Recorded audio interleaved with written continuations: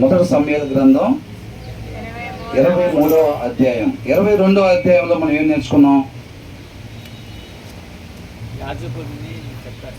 యాజకుల్ని ఎంతమందిని? 85 మంది ఏఫోదు ధరించుకుని ఉన్న యాజకుల్ని చంపేస్తారు. అంత మాత్రమే కాదు, యాజకులు పట్టణమైన నోబు కాపురస్తులు అందరినీ కూడా చంపేస్తారు. మగపిల్లనేమి, ఆడపిల్లనేమి, చిన్నపిల్లనేమి, పసిబాలునేమి, ఎడ్లనేమి, గొర్రెలనేమి, గాడిదలనేమి అన్నిటిని కూడా చంపేస్తారు అనమాట. ఇంకేం నేర్చుకున్నాం?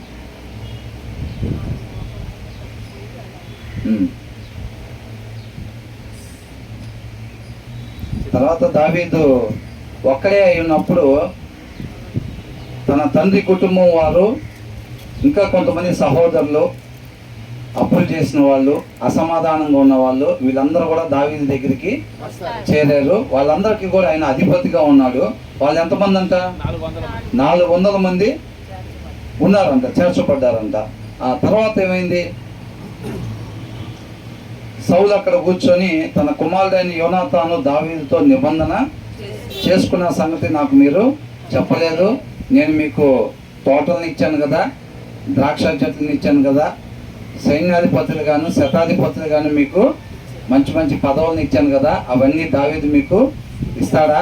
మరి ఇలాంటివన్నీ ఎందుకు నాకు చెప్పట్లేదు? అంతేనా?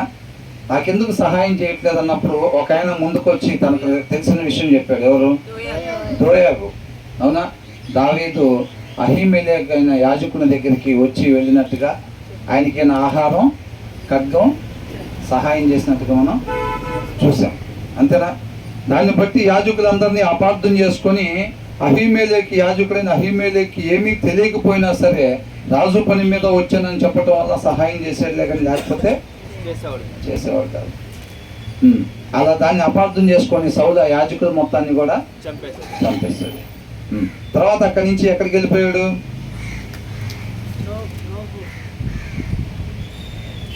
చివరి వచనం ఏమనుంది? నీవు భయపడక నా యుద్ధ నుండము. అంటే అహీమెలెకు యాజకులు మొత్తంలో మిగిలారు ఎవరన్నా? ఒకళ్ళు మిగిలారు. ఎవరైనా? అబ్యాతారు ఎవరు? అహీమెలెకు యొక్క చుట్టాలు. దానిపైన వచ్చిన ఒకసారి చదవండి, 20వ వచనం. అహీటూబు కుమారుడైన అహీమెలెకు కుమారులలో అబ్యాతారు అని ఒకడు తప్పించుకొని. ఎవరంట అబ్యాతారు? ఎవరంట? అహీమెలెకు కుమారులలో ఒకడు. అవునా? ధ్యానించుకున్నారు, మర్చిపోతున్నారా? అహీమెలెకు కుమారులో ఒకడైన అబ్యాతారు తప్పించుకొని దావీదు దగ్గరికి వెళ్ళి ఈ విషయం మొత్తం చెప్పినప్పుడు దోయేగా ఇది మొత్తం చేశాడు అని తెలుసుకొని, నిన్ను నన్ను ఒక వ్యక్తే చంపుదాం అనుకుంటున్నాడు కాబట్టి నువ్వు నా దగ్గర ఉంటే భద్రంగా ఉంటావు అని చెప్పాడు. అందరితో అయిందనమాట. ఇప్పుడు 23వ అధ్యాయం. ఇది కేవలం స్టోరీయే తెలుసుకుంటున్నావా మనం, లేకపోతే ఇంకేమన్నా నేర్చుకుంటున్నారా? ఆ వెనకాల సారాంశం మిస్ అయితే మనం మొత్తం మిస్ అయినట్టే. మనం దీంట్లో గమనిస్తూ ఉంటే సౌలు దేవుడు తనకి తోడుగా ఉన్నాడని తనకు తాను అనుకుంటా ఉన్నాడు. అవునా? ఎక్కడికి వెళ్ళి ఏమంటున్నాడు? దేవుడు మీకు తోడుగా ఉండును గాక. అంటే ఈయనకు తోడై ఉన్నాడని అనుకుంటా ఉన్నాడు సౌలు. తోడుగున్నాడా? ఎందుకని లేడు? ఆయన మాట ప్రకారంగా నడుచుకోలేదు కాబట్టి. దేవుడు తన ప్రేమను బట్టి మనకి ఇచ్చిన జీవితం ఆయన నామానికి మహిమకరంగా మనం ఉపయోగించే వారికి ఉండాలి. ఇప్పుడు మనం ఏమనుకుంటున్నాం? నా పట్ల, మీ పట్ల దేవునికున్న ఉద్దేశం ఏదో ఆ ఉద్దేశాన్ని తన కృపను బట్టి, ఏంటంటే సిస్టర్, తన కృపను బట్టి మన పట్ల తనకున్న ఉద్దేశాన్ని నెరవేర్చేలాగా మనం జీవించి వెళ్ళిపోయేవారుగా ఉండాలి. ఆ రీతిగా ఆయన్ని మహింపరిచేవారుగా ఉండాలి మనం. అంతేనా? ఇప్పుడు సౌలు పట్ల దేవుడికున్న ఉద్దేశాన్ని నెరవేరుస్తున్నాడా? అంటే దావీదునే ఇంత బాగా చూసుకుందాం, ఇలాగ వాడుకుందాం, తన రాజ్య స్థాపనలో దావీదునే ఇట్లా వాడుకుందాం అని ముందే ఆలోచన కలిగి ఉన్నాడా దేవుడు? ఆ? సౌలు పట్ల కూడా ఇలాంటి ఆలోచనే కలిగి ఉండి ఉంటాడు. అవునా కదా? ఏమన్నాడు? శాశ్వత కాలం నీ రాజ్యాన్ని స్థిరపరచాలని, నిన్ను రాజుగా ఉంచాలని ఆయన ఇష్టపడ్డాడు. అయితే నీ రాజ్యం నిలబడదని చెప్పాడు. నువ్వు ఆయన మాట వినలేదు కాబట్టి నీ రాజ్యం నిలబడదు అని అన్నాడు. దాని తర్వాత దావీదు సౌలులాగా ఉండకుండా విధేయత చూపించి, అర్థమవుతుందండి? ఇప్పుడు ఒక శిల్పాన్ని చెక్కేటప్పుడు, అంటే దేవుడు ఆయన చిత్తాన్ని మన పట్ల జరిగించేటప్పుడు మనం సహకరించేవారుగా ఉండాలి, లోబడే వాళ్ళుగా ఉండాలి. అర్థమవుతుందండి? ఇప్పుడు దావీదు ఒక్క జీవితంలో అయినా, ఇప్పుడు మనం ఏమనుకున్నాం, ఆ యొక్క జ్యూస్ కీర్తనలో తయారైంది ఎక్కడి నుంచి? ఇప్పుడు ఈ సౌలు వెంబడిస్తూ ఉంటే దావీదు పారిపోవటం, ఆ ఇబ్బందుల్లో నుంచి అడుగు మాత్రం మరణానికి అడుగు దూరం ఉంది, నాకు మరణానికి అడుగు దూరం మాత్రమే ఉందని చెప్పాడా లేదా? మరణానికి అంత దగ్గర స్థితిలో దాకా దావీదుని దేవుడు నడిపించాడు. అలాంటి స్థితిలో నుంచి తయారైన జ్యూసే ఈ కీర్తనలో. అవునా కదా? ఆ జ్యూస్ అనేక జీవితాన్ని, అనేక కుటుంబాన్ని కడతా ఉన్నాయా లేదా? అప్పటి నుంచి అన్ని వేల సంవత్సరాల నుంచి ఇప్పుడు దాకా కడతని, దేవుని రాజ్య స్థాపన జరిగేంత వరకు కూడా అవి కడతానే ఉంటాయి అన్నమాట. అవునా? అలాంటి జ్యూస్ని ఏదైతే మనం, అంటే ఒక మినువులు కానీ ఇలాంటివి రుబ్బుతారు కదా, వాటిలో నుంచి రుబ్బేటప్పుడు చక్కగా, లేదా ఒక జ్యూసర్లో నుంచి మనం వేసినప్పుడు చక్కటి జ్యూస్ వచ్చిద్దా? కానీ మనం తాగితే అది అయిపోయింది, కానీ ఈ జ్యూస్ అయిపోయిద్దా? ఈ కీర్తనలో ఒకరి జీవితంలోనే పనిచేస్తాయా? ఒకరు దాన్ని చదివితే అది అయిపోయినట్టేనా? ఇంకొకరు పనిచేయదా? మళ్ళీ పనిచేస్తుంది. ఇంకొకరు చదివితే వాళ్ళ జీవితం కట్టబడిద్ది, ఇంకో కుటుంబం కట్టబడిద్ది. అవునా? అలా చివరి వరకు రాజ్యం కట్టబడేటట్టుగా దావీదుని దేవుడు తన కృపను బట్టి, దావీదు చూపించిన విధేయతను బట్టి వాడుకున్నాడు. అంటే ఆ జ్యూస్ కేవలం దావీదులో నుంచే తయారైద్దా? మనలో నుంచే తయారు కాదా?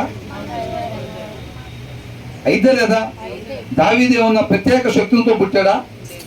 ప్రత్యేక శక్తులు దేవుడు ఏమన్నా అనుగ్రహించాడా?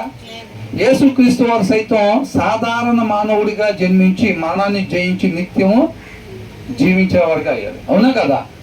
ఎంతమంది నమ్ముతున్నారు ఇది? ప్రత్యేక శక్తులతో యేసుక్రీస్తు వారు మరణాన్ని జయించారనే వాళ్ళు చేయొద్దండి ఒకసారి. అవునా? ఏ శక్తి లేకుండా కేవలం సాధారణ మానవుడు మరణాన్ని జయించి పోగొట్టుకున్న స్థితిని, తండ్రితో పాటు యుగ యుగాలు ఉండే స్థితిని ఖచ్చితంగా తెచ్చుకోవచ్చు అనే దానికి ఆయన మార్గాన్ని చూపించాడు.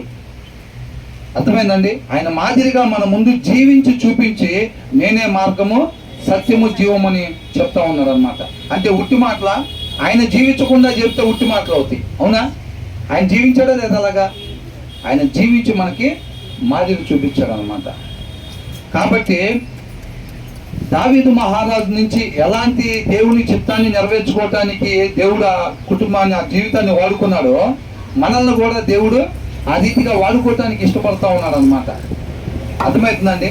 కాబట్టి మనం కూడా దేవుని చిత్తంలో బలంగా వాడబడటానికి లోబడేవారుగా, విధేయత చూపించేవారుగా మనం ఉండాలి. కేవలం స్టోరీ తెలుసుకొని వదిలిపెట్టేస్తే ప్రయోజనం ఏమీ లేదు.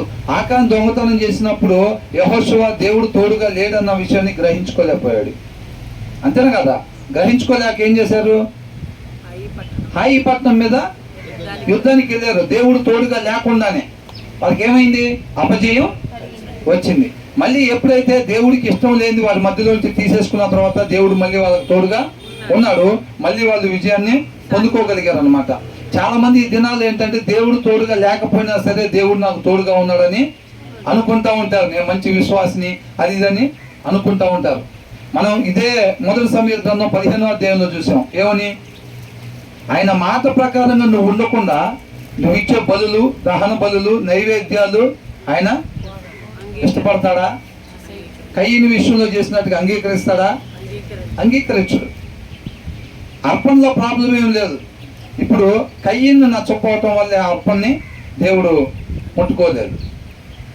ఏం సరి చేసుకోవాలో తర్వాత చెప్పాడుగా. నువ్వు సత్క్రియ చేస్తుంటే తలెత్తుకునేవాడివి కదా అని అన్నాడు. నువ్వు మంచి అర్పణ పెడితే నేను తీసుకునేవాడిని కదా అన్నాడా?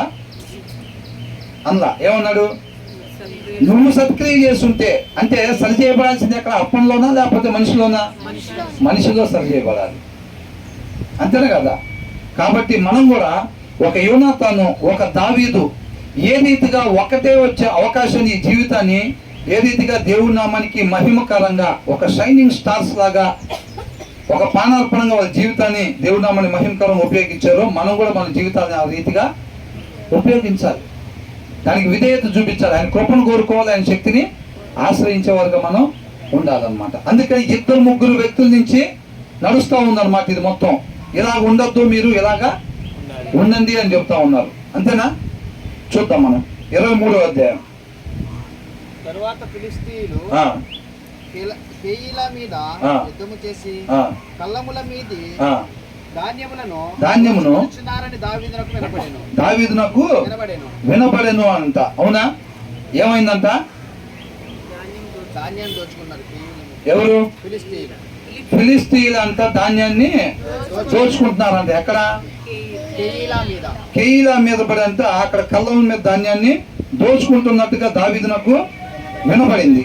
అంతటా దావీదు, నేను వెళ్ళి ఈ ఫిలిష్తీయులను హతము చేయుదునా అని యెహోవా యొద్ద విచారణ చేయగా. అంటే వీళ్ళని అడిగారా? దావీదును వచ్చి అడిగారు వాళ్ళు ఏమన్నా? ఏమని? మా దగ్గర ఇట్లా దోచుకుంటున్నారు, మాకు ఆపద జరుగుతుంది, నువ్వు వచ్చి మాకు సహాయం చేయమని అడిగారా? అడగలేదు. కానీ ఈయనేమంటున్నాడు? నేను వెళ్ళి ఈ ఫిలిష్తీయులను హతము చేయుదునా అని యెహోవా యొద్ద విచారణ చేయగా. ఈయనకేంటి అసలు? ఈయనకేంటి? ఈయనకు బాగానే ఉందిగా, ఈయన చక్కగా తిని హ్యాపీగా పడుకోవచ్చుగా. ఈయనకు అనేక మంది కాపలాదారులు కూడా ఉంటారుగా.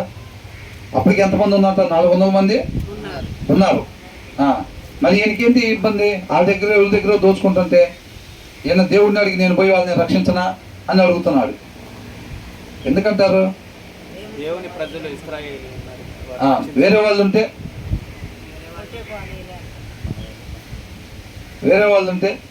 నేను ఒక ఇంటి దగ్గరికి వెళ్ళినప్పుడు, మా బ్రదర్ వాళ్ళ ఇంటి దగ్గరికి వెళ్ళినప్పుడు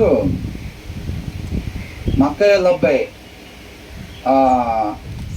వాళ్ళ అక్కయ్య వాళ్ళ అబ్బాయి వస్తే మా తమ్ముడికి అరే హెల్ప్ చేయరా, ఉపయోగపడతాడు తర్వాత అంటున్నాడు. ఏంటంట? సహాయపడు, తర్వాత ఉపయోగపడతాడంట. నేను అన్నాను అక్కడే కూర్చొని ఉన్నా, ఒకవేళ ఉపయోగపడకపోతే ఇప్పుడు తర్వాత ఎక్కడ ఉపయోగపడ్డా అనుకోండి, ఒకవేళ చేయరా సహాయం? చేయాలా లేదా? అది దేవుడిలో నుంచి వచ్చిన లక్షణం. ఉపయోగపడతాడు, సహాయం చేయరా అని అంటున్నాడు. వాడు ఏం నేర్చుకుంటున్నాడు? ఏం నేర్పుతున్నాడు వాడికి? మనం ఎవరికైనా సహాయం చేయాలంటే వాళ్ళు ఫ్యూచర్లో మనకి ఎక్కడ ఉపయోగపడతారో లేదో చూసుకొని చెయ్యాలి. వాడు ఎంతున్నాడు, వాడికి ఆ మాటలు చెబుతుంటాడు. ఏం నేర్చుకుంటాడా లేదా? అట్లాగా. ఇప్పుడు ఈయనకేంటి అసలు? మళ్ళీ ఎవరెవరు అడిగాం? దేవా మా కోసం ప్రాణం పెట్టిన ఆయన, నువ్వు దయచేసి మా కోసం ప్రాణం పెట్టాను. ఎవరెవరు అడిగాం? ఎవరు అడగకపోయినా సరే మన కోసం ఆయన ఏం చేశాడు? ప్రాణం పెట్టాడు. అవునా? ఈ లక్షణం ఎక్కడి నుంచి వచ్చిందంటారు ఈయనకి? ఒకరికి ఇబ్బంది కలుగుతుంటే మేలైనది చేయటం ఎరిగి ఉండి నువ్వు చేయకపోవటం పాపం, అంతే. అర్థమవుతుందా? మనల్ని అడగలేదు కదా, మన దగ్గర నెంబర్ 1 ఐడియా ఉంది. అవునా? మనం చెప్తే వాళ్ళు బాగుపడిపోతారు, కానీ మనల్ని అడగలేదుగా. వాళ్ళు అడిగి మనం లేదంటే అబద్ధం అయింది, దేవుడు మన పరిగణలోకి తీసుకుంటాడు. వాళ్ళు మనల్ని అడగలేదు కాబట్టి మనకు తెలిసిన మంచి ఐడియా వాళ్ళకి చెప్పకుండా ఉంటే మనకేమీ కాదు. ఎంతమందికి అర్థమవుతుంది నేను చెప్పింది? మన దేవుడు దాన్ని పరిగణలో తీసుకుంటాడా? తీసుకోడా? ఖచ్చితంగా తీసుకుంటాడు పరిగణలోకి. నువ్వు మేలైంది చేయటం నీకు తెలుసుండి కూడా వాళ్ళు అడగకపోయినా సరే నువ్వు చేయకపోవటం ఏంటంట? పాపము అని ఉంది. ఈ మనిషి ఇప్పుడు సౌలు చూపించే తెలివితేటలు అవే. వాళ్ళు నన్ను అడగలేదు కదా, వాళ్ళు నన్ను అడిగితే తెలిసి కూడా నేను చెప్పకపోతే అది దేవుడు పాపం కింద తీసుకుంటారు. నాకు తెలుసు మేలైంది, వాళ్ళు నన్ను అడగలేదు కాబట్టి నేను చెప్పకుండా కాముకుంటే వాళ్ళు అట్లాగే ఇబ్బందులు పడుతూ ఉంటారు.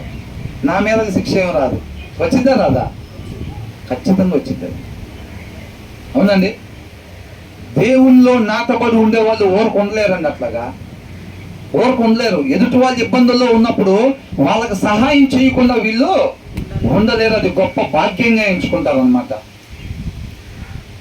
ఒక క్షణం మాత్రమే ఉండేది. మీరు చూడండి, ఒక బిర్యానీ తెచ్చుకొని మనం తినేదానికన్నా అదే టైంలో ఎవరన్నా ఆకలితో ఉన్న వాళ్ళు వస్తే వాళ్ళకు మనం ఇచ్చి ఏదో మనం ఆ టైంలో దొరుకుని ఏదో టిఫినో చేసినప్పుడు అసలు నిజంగా దేవుల్లో నాటబడి ఉన్న వాళ్ళకి అసలు ఎంత తృప్తి కలిగిద్దో అసలు. వాళ్ళకి పెట్టకుండా మనం మాత్రమే తింటే బిర్యానీ అసలు కలిగిద్దా? తృప్తి కలిగిద్ది ఎవరికి? దేవుళ్ళలో నాటబడి లేకుండా ఉంటారు చూసారా, వాళ్ళకి కలిగింది. అర్థమవుతుందా? ఈ స్వభావ లక్షణాలు మనకి ఏముంటున్నాయి? మన అటువైపు ఆ స్వభావ లక్షణాలు ఉంటున్నాయా, ఇవి ఉంటున్నాయా? మనం ఎవరిలో నాటబడి ఉన్నాం అనేది అర్థమైపోయింది. యూదులు, ఆయన నమ్ముకున్న యూదులతో దేవుడు ఏమని మాట్లాడుతున్నాడు? మీరు అబ్రహాం సంతానం కాదు, మీ తండ్రి వేరు. మీ తండ్రి అబ్రహాం అయి ఉంటే అబ్రహాం క్రియలు మీలో ఉండాలి. మీ క్రియలను బట్టి చూస్తే మీ తండ్రి అపవాది అనేసాడు దేవుడు. ఏమన్నాడు? అపవాది అని అన్నాడు. మీ క్రియలను బట్టి చూస్తే. వీళ్ళని అడిగితే ఏమంటున్నాడు? మీ తండ్రి ఎవరంటే మా తండ్రి అబ్రహాం అంటున్నారు. ఆ క్రియలను బట్టి చూస్తే ఎవరంట వీళ్ళ తండ్రి? అపవాది అంట. అవునా? మనలో ఉన్న గుణ లక్షణాలు అవి ఎక్కడి నుంచి వచ్చినాయి, ఎవరిలో నాటబడి ఉన్నామో కూడా మనకు స్పష్టంగా అర్థమైపోతా ఉండిద్ది. అర్థమవుతుందండి? దేవుడు దావీదుకి తోడుగా ఉన్నాడు అని తెలిసిన సౌలు దాన్ని ఒబే చేయలేకపోయాడు. దానికి అంటే విధేయత ఒప్పుకోలేకపోయాడు, అంగీకరించలేకపోయాడు. అర్థమవుతుందండి? చివరి వరకు కూడా అంగీకరించలేకపోయాడండి. ఈయన అంటున్నాడు, వాళ్ళు అడగకపోయినా సరే దావీదు ఏమంటున్నాడు దేవుడి దగ్గర, నేను వెళ్ళి యుద్ధము చేయదునా. ఈయన దగ్గర ఎంతమంది ఉన్నారు? ఒక 3 లక్షల మంది 4 లక్షల మంది ఉన్నారా? ఎంతమంది ఉన్నారు? 400 మంది అంటుంది. ఫిలిస్తీన్ దగ్గర ఎంతమంది ఉన్నారో పోయినసారి చూసాం మనం. లక్షల్లో ఉన్నారు, ఇస్రాయేలులాగా ఉంటున్నారు. ఈయన దగ్గర 400 మంది. ఈయన ఏమంటున్నాడు? యెహోవా యందు విచారణ చేయగా యెహోవా నీవు వెళ్ళి ఫిలిష్తీయులను హతము చేసి కీలాను రక్షించుమని దావీదునకు సెలవిచ్చాను. యోనాతాను చెప్పాడు ఒకసారి. ఏమన్నాడు? కొద్ది మందితోనేమి గొప్ప వాళ్ళతోనేమి దేవుడు మన రక్షించుటకు సముద్రుడు కదా, ఆయన జనాలతో పని ఏముందని అంటున్నాడు. అంతేనా కదా? కాబట్టి ఇక్కడ ఏమని నువ్వు వెళ్ళు, నేను అప్పగిస్తాను అంటున్నాడు. ఒకవేళ దావీదు కానీ ప్రభు మరి 400 మంది ఉన్నారు, వీళ్ళు సరిపోతారా అంటే దేవుడు ఏమని ఉండేవాడు? గిద్యోన్తో ఏమన్నాడు? గిద్యోన్తో వాళ్ళేమో ఇస్రాయేలులా ఉన్నారంట. ఈయన దగ్గర ఒక 1000 మంది మిగిలినా కానీ వీళ్ళందరూ కూడా ఎక్కువే. 3000 మంది మిగిలినా కానీ వీళ్ళందరూ కూడా ఎక్కువే. ఎంతమందితో నేను నీకు అప్పగించను, నువ్వు వాళ్ళందరినీ కూడా ఆ నీళ్ళ దగ్గరికి తీసుకెళ్ళి అన్నాడు. మొత్తం పోయి ఎంతమంది మిగిలారు? ఎంతమంది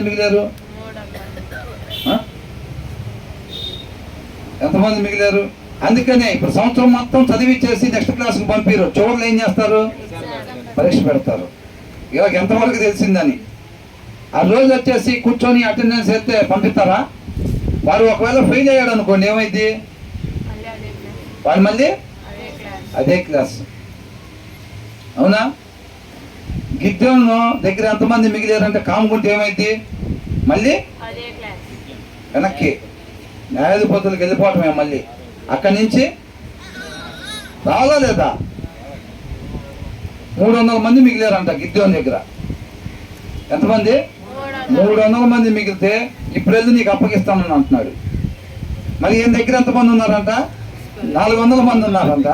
400 మంది ఉంటే ఒకవేళ ఈయన దేవుడిని అడుగుంటే సరిపోతారా? ప్రభా ఓకేనా మరి జనం, అది ఇంకెవరిని పోగిస్తాను అంటే ఏమని ఉంటాడు?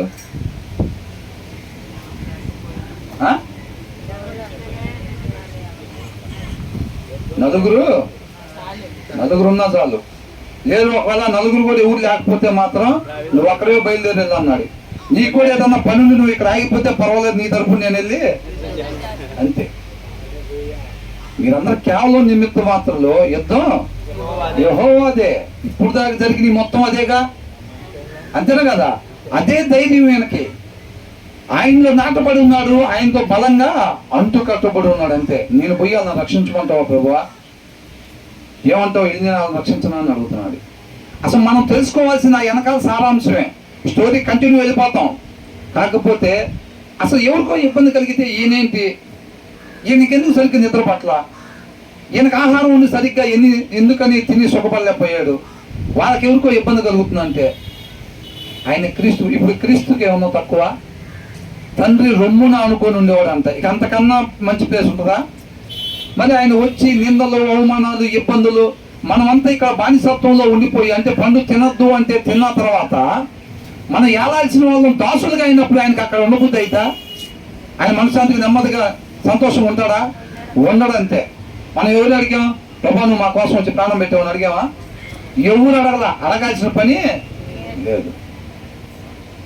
దావీదు కూడా అదే. పక్కన వాళ్ళకి ఇబ్బంది జరుగుతుందని అంటే అందరూ బాగుండాలి. ఎవరైనా ఏ క్యాస్ట్ అయినా కానివ్వండి. అర్థమవుతుందండి? ఒక్కటే జీవితం అర్థం చేసుకొని ఆయన కృపని, ఆయన శక్తిని ఆశ్రయించి మనం కూడా ఒక షైనింగ్ స్టార్స్ లాగా దేవుడి నామాన్ని మహింపరిచేవారుగా మనం ఉండాలంతే. ఉండాలని అంతే తప్ప సాధారణంగా ఏదో కొద్దో గొప్ప భక్తి కలిగిన, ఇందాక బ్రదర్ అన్నారు చూసారండి, ఏదో కొద్దో గొప్ప భక్తి కలిగి ఉండేటట్టుగా ఉంటే ప్రయోజనం ఏమీ లేదు. ఒక్కటే అవకాశం. మళ్ళీ పోతే మార్చిపోతే సెప్టెంబర్ పోతే మార్చిలో రాసుకోవడానికి అవకాశాలు ఉండవు. కాబట్టి ఆ వెనకాల ఆ సారాంశాన్ని మిస్సింగ్ కాకూడదు. మనం బైబిల్ చదువుకునేటప్పుడు కూడా ఒకటే మనం ప్రార్థన చేయాలి. ఏమని? ప్రభువా, ఏ సత్యం మేము కోరుకోవాలని నువ్వు ఇష్టపడుతున్నావో, ఏ సత్యం మమ్మల్ని స్వతంత్రులుగా చేసిద్దో ఆ సత్యం మాత్రమే మేము పొందుకొని దాని ప్రకారంగా మాత్రమే నడుచుకునేటట్టుగా నీ కృపతో, నీ శక్తి ద్వారా మీరే మమ్మల్ని నడిపించమని ప్రార్థన చేసుకోవాలి. అర్థమైందండి? మనం పోయినసారి చూసాం. ఏమని? దురాత్మల వల్ల కూడా ప్రవచించరా? సౌలు దగ్గరికి దురాత్మ వచ్చింది, ప్రవచిస్తున్నాడు అని ఉంది. అవునా? సత్యం అని చెప్పి దేన్ని పడితే దాన్ని పట్టుకొని ఉండేవాళ్ళు లేరా? ఉన్నారు. అలా కాకుండా ఖచ్చితంగా ఏ సత్యం తెలుసుకోవాలని దేవుడు మనకి ఇది రాపిచ్చాడు ఆయన ప్రేమను బట్టి, దాన్ని మాత్రమే తెలుసుకొని దాన్ని మాత్రమే అనుసరించేటట్టుగా ఆయన కృపని కోరుకోవాలి. మనం ఆయన కృపతో నడిపించమని ఆయన శక్తిని ఆశ్రయించేవారుగా మనం ఉండాలి. దాన్ని మిస్ కాబాకండి. ఆ వచనం చదువుకొని కింద వచనంలోకి వెళ్ళిపోవటం కాదు. ఆ వచనంలో ఏం నేర్చుకోవాలి మనం, అంతే కదండి? అవునా? అది మిస్ అయితే ప్రయోజనం ఏముంది? మనం పోయిసారి అనుకున్నాం, అపవాదికి దురాశ పడచ్చా పడకూడదు అంటే ఏం చెబుతాడు? బైబిల్ ఏమైనా ఉందంటే ఏం చెబుతాడు? పడకూడదు అని ఉంది, అది నాకు కూడా తెలుసు అంటాడు. పడ్డాడా లేదా? పడ్డాడు. మనం కేవలం స్టోరీ చదువుకుంటూ పోతే ప్రయోజనం ఏం లేదు. అనేక సంవత్సరాలు నామకార్థ క్రైస్తవులు ఉండేవాళ్ళు కూడా మొత్తం చెబుతారు. తెలుసా? మనమన్నా చెప్పలేకపోయాం. గిద్దెం దగ్గర ఎంతమంది మిగిలారంటే వాళ్ళు టక్కని చెప్పేసేస్తారు. చెప్తారు కానీ చేసేది ఉండదు. మనం అలా కాకుండా మనల్ని ఏ స్వతంత్రులుగా చేసే, ఏ సత్యమైతే మనం స్వతంత్రులుగా చేసేదో ఆ సత్యాన్ని మిస్ కాకుండా మనం గ్రాప్ చేసుకునేవారుగా, పట్టుకునేవారుగా, దాన్ని అనుసరించేవారుగా మనం ఉండాలి. దావీదుతో కూడి ఉన్న జనులు మేము ఇచ్చుట యూదా దేశంలో ఉండినను మాకు భయముగానున్నది. వీళ్ళెవరు? దావీదుతో ఉన్న వాళ్ళు యుద్ధ వీరులు ఉన్నారు ఆయన దగ్గర? లేరు. ఎవరున్నారు? 3వ వచనం చూడండి, 22వ అధ్యాయం. తరువాత దావీదు అక్కడ నుండి బయలుదేరి 2వ వచనం. మరియు ఇబ్బంది గల వారందరూ, అప్పులు చేసుకుని వారందరూ, అప్పులు చేసిన వీళ్ళందరూ యుద్ధాలు చేస్తారా? ఇబ్బంది పడే వాళ్ళు, అప్పులు చేసిన వాళ్ళు, అసమాధానముగా నుండి వారందరూ అతని యుద్ధ కూడుకొనగా అతడు వారికి అధిపతి ఆయను. అతని యుద్ధకు ఎక్కువ తక్కువ 400 మంది వచ్చి ఉండేది. ఎంతమంది అంట? 400 మంది. వాళ్ళు యుద్ధాలు చేసేవాళ్ళు కాదు. తర్వాత ఇక్కడ 5వ వచనం చూడండి ఒకసారి. దాంట్లోనే మరియు ప్రవక్తయగు గాదు వచ్చి కొండలలో నుండక యూదా దేశమునకు పారిపోమని దావీదు చెప్పినందున, ఇది ఎక్కడ పారిపోయారు వీళ్ళు? యూదా దేశానికి 400 మందిని తీసుకొని పారిపోయారు. అప్పుడు దాకా ఈయన ఇక్కడే కొండల్లో, గుహల్లో ఉంటున్నాడు. సౌలు వెంబడిస్తున్నారు కాబట్టి నువ్వు ఇక్కడ వద్దు, యూదా దేశంలోకి పారిపోమంటే వీళ్ళందరూ అక్కడికి వెళ్ళిపోయారు. ఇప్పుడు దీంట్లో 3వ వచనం చదవండి. దావీదుతో కూడి ఉన్న జనులు మేము ఇచ్చట యూదా దేశంలో ఉండినను మాకు భయముగానున్నది. ఎక్కడున్నారు వీళ్ళందరూ? యూదా దేశంలో ఉన్నారు కదా. మరి ఏమేమి ప్రార్థన చేశాడు? వాళ్ళు ఎవరో ఇబ్బంది పడుతున్నారంట, నేను పోయి వాళ్ళని రక్షించనా అని చెప్పి ప్రార్థన చేశాడు. నువ్వు వెళ్ళు, నేను వాళ్ళని నీకు అప్పగిస్తాను అని అన్నాడు. ఈ జనాలతో చెప్పాడు ఏమని? మనం పోయి వాళ్ళ మీద యుద్ధం చేసి వాళ్ళని రక్షించాలని వీళ్ళతో చెప్తే వీళ్ళంతా అప్పులు గిప్పులు చేసిన వాళ్ళు కాబట్టి వీళ్ళు ఏం చేస్తారు? మాకు అసలు ఇక్కడ ఉండటానికే భయంగా ఉంది. సౌలు అక్కడ ఉన్నాడు, అసలు నది అవతలా. ఆయన నది అవతలు ఉంటే మాకు నది అవతలు ఉండటానికే భయం పడతా ఉంది. అసలు నువ్వు పోయి డైరెక్ట్గా యుద్ధం చేద్దాం అంటున్నావు ఫిలిస్తీన్ల మీద అని అంటున్నారు వీళ్ళు. ఫిలిస్తీన్లు సైన్యములకు ఎదురుగా సైన్యములకు ఎదురుగా కెయీలాకు మేము వచ్చిన యెడల మరింత భయం కలుగును కదా. ఏమంటున్నారు? ఇంకా మేము అసలు ఇక్కడ ఉంటానికే దాక్కుని ఉంటాకే మాకు భయం వేస్తుంది అంటే అసలు ఫిలిస్తీన్కి ఎదురు మేము యుద్ధాన్ని కొట్టి మాకు ఇంకా భయం పుట్టింది కదా అని అంటున్నారు వాళ్ళు. అనగా దావీదు మరలా యెహోవా యొద్ద విచారణ చేశాను. నీవు లేచి కెయీలాకు వెళ్ళుము, ఫిలిస్తీన్లను నీ చేతికి అప్పగింతునని యెహోవా సెలవీయగా దేవుడు ఏం చెప్తున్నాడు? వెళ్ళమన్నాడు. మరలా ఇశ్రాయేలీయులకు ఆధారమైన వాడు యెహోవా, నరుడు కాడు, ఆయన అబద్ధం ఆడడు, మాట తప్పడు. ఒకసారి ఒక ఆలోచన చేసుకున్న తర్వాత దాన్ని మళ్ళీ వెనక్కి తీసుకోడు. దాన్ని ఏమన్నాడు? పశ్చాత్తాపడు అని రాశాడు. మనం చూసాం కదా పోయినసారి ఇంగ్లీష్ బైబిల్ నుంచి కంపారిజన్. అంతేనా? చాలా అవసరం పెట్టిన సౌలు రాజుగా అని మనం తీసుకుంటాం. అది అట్లా లేదు. అక్కడ does not change his mind, ఆలోచనని మార్చుకోవడం ఉంది. దేవుడు మళ్ళీ అదే చెప్పాడు, నువ్వు పోయి యుద్ధానికి వెళ్ళి నీకు అప్పగిస్తానని అంటాడు. అప్పగించిన యెహోవా సెలవీయగా దావీదును అతని జనులను కెయీలాకు వచ్చి ఫిలిస్తీన్లతో యుద్ధము చేసి వారిని లెస్సగా హతము చేశారంట. ఎవరు? యుద్ధ వీరులైన ఫిలిస్తీన్లంట. అప్పులు చేసిన వాళ్ళు, ఇబ్బందుల్లో ఉన్న వాళ్ళు, వీళ్ళందరూ పోయి అంట లెస్సగా హతం చేసి వారి పశువులను దోచుకొని వచ్చింది. ఇలాగున దావీదు కెయీలా కాపురస్తులను రక్షించెను. ఎలా సాధ్యపడిందండి అసలు? అవునా? అక్కడ యుద్ధం ఎవరు చేశారు? యెహోవా చేశాడు. అక్కడ యుద్ధం యెహోవా చేశాడు. ఇప్పుడు యుద్ధ వీరుడైన ఇప్పుడు జనరల్ గా దావీదుకి అంతకు ముందు యుద్ధంలో ప్రాధాన్యత ఉండి గుజరాత్ని చంపాడా? లేదు. కేవలం అక్కడ యుద్ధం ఏమన్నాడు? నేను యెహోవా పేరట వస్తున్నాను, యుద్ధం యెహోవాదే అని అంటున్నాడు. అవునా కదా? కాబట్టి ఇక్కడ కూడా ఖచ్చితంగా యుద్ధం యెహోవా చేయటం వల్ల వీళ్ళకి విజయం సాధించబడింది. తర్వాత ఏమంటున్నారు? ఇక్కడ ఒక 200 మందిని దావీదు సైన్యంలో చేర్చుకున్నారు అనమాట. తర్వాత 600 మంది అవుతారు వీళ్ళు. అహీమెలెకు కుమారుడైన అబ్యాతారు ఏఫోదు చేత పట్టుకొని. ఇప్పుడు దీంట్లో నుంచి మనం ఏం నేర్చుకున్నాం? ఎదుటి వారు ఇబ్బందుల్లో ఉన్నప్పుడు, అర్థమైందండి? ఎదుటి వాళ్ళు ఇబ్బందుల్లో ఉన్నప్పుడు మనం మేలు చేయటం ఎరిగి ఉన్నప్పుడు తప్పనిసరిగా దేవుని సహాయంతో వారికి మేలు చేసేవారిగా ఉండాలి మనం. అంతేనా కదా?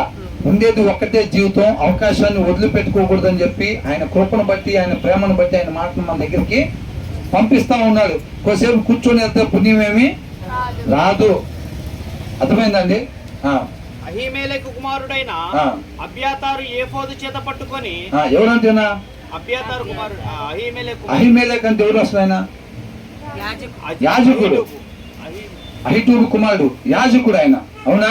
ఆయన కుమారుడు అంటే ఆయన అబ్యాతారు ఏఫోదు చేత పట్టుకొని పారిపోయి కెయీలోనున్న దావీదు వద్దకు వచ్చాను.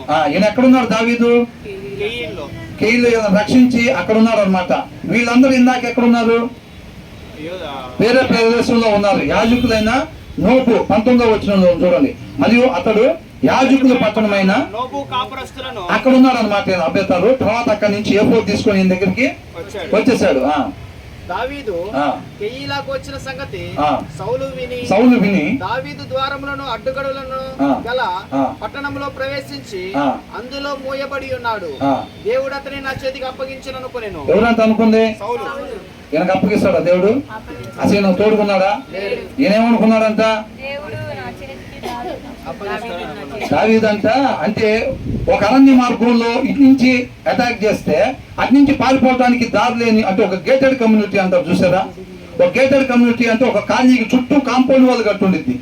ఆ కాలనీ లోపలికి ప్రవేశించాలని అంటే మెయిన్ ఎంట్రన్స్ గేట్ లో నుంచే ప్రవేశించాలి. బయటికి రావాలన్నా మెయిన్ ఎంట్రన్స్ గేట్ లో నుంచే బయటికి రావాలి. అలాంటి పట్టణంలోకి దావీదు వెళ్ళాడు అనమాట. ఈ కెయీలా పట్టణం అనేది ఇలా కాపాడటానికి వెళ్ళిన పట్టణం ఎలాంటిది? ఇది ఎలాంటిదంటే మళ్ళీ ఒకసారి చదవండి. అది కెయీలాకు వచ్చిన సంగతి సౌలు విని దావీదు ద్వారములను అడ్డుగడులను గల పట్టణములో ప్రవేశించి, అంటే ఎటు పడితే అటు పారిపోవడానికి లేదు, ఒకటే దారిని పోవాలి ఆ పట్టణంలోకి, ఒకటే దారిన రావాలి. అప్పుడు సౌలు ఎంట్రన్స్ దగ్గరికి వచ్చి అటాక్ చేశాడు అనుకోండి, దావీదు పారిపోవటానికి ఉందా? వేరే మార్గం లేదు. ఆ విషయం ఎప్పుడైతే దావీదు అక్కడికి వెళ్ళాడు అని చెప్పి ఈయనకు తెలిసిందో ఈయనేమనుకుంటున్నాడంట? దేవుడు అతన్ని నా చేతికి అసలు ఆయనకి తోడుకుంటే ఈయనకు అప్పగిస్తాడా? ఈ రోజుల్లో అనేక మంది, అందుకే ఇందాక మనం మొదట్లో ఏమనుకున్నాం, ఆకాంక్ష టైంలో వాళ్ళకి దేవుడు తోడుగా లేకపోయినా ఉన్నాడు అనుకొని వెళ్ళిపోతూ ఉంటారు. అంతేనా కదా? ఇప్పుడు మనం కూడా ఏంటంటే దేవుడు తోడుగా లేకపోయినా సరే ఉన్నాడు అనుకొని, మనం బలమైన విశ్వాసం అనుకొని ఖచ్చితంగా పరలోకానికి వెళ్తామని, మనకు నచ్చినట్టు మనం ఉన్నా సరే ఆయన మనకు తోడుగా ఉంటారని భ్రమపడుతూ ఉంటాం. ఆ భ్రమ ఎవరిని ఇబ్బంది పెట్టిద్ది? మనల్నే ఇబ్బంది పెట్టిద్ది. సౌలు కూడా ఇట్లాగే బతుకుతున్నాడు. ఆయన మనకు అప్పగిస్తాడని అనుకున్నాడంట. కాబట్టి సౌలు కెయీలాకు పోయి దావీదును అతని జనులను ముట్టడింపవలనని జనులందరినీ యుద్ధంనకు పిలువనంపించెను. సౌలు తన తీడే ఉద్దేశించుచున్నాడని దావీదు ఎరిగి యాజకుడైన అబ్యాతారును ఏ కోదును తెమ్మనెను. ఈయన దగ్గరికి వచ్చాడు కదా ఒక ఆయన, ఎవరైనా? అబ్యాతారు, అహీమెలెకు కుమారుడు. అవునా? మీకు తెలిసిన దాని వెనకాల లింక్ ఎందుకు కలుపుతూ ఉంటాం అంటే బలంగా ఉండటం కోసం, అంతేనా? ఆ పేరు వినంగానే మీకు ఆ వెనకాల అది ఆ లింక్ అట్లా మనకు వచ్చేసేయాలి, దానికోసం అన్నమాట. అప్పుడు దావీదు ఇశ్రాయేలీల దేవా యెహోవా సౌలు కెయీలాకు వచ్చి నన్ను బట్టి పట్టణమును పాడు చేయను ఉద్దేశించుచున్నాడని నీ దాసుడైన నాకు రూఢిగా తెలియబడి ఉన్నది. ఏంటంట? ఖచ్చితంగా సౌలు ఇక్కడికి వస్తాడన్న ఇన్ఫర్మేషన్ నాకు ఉంది.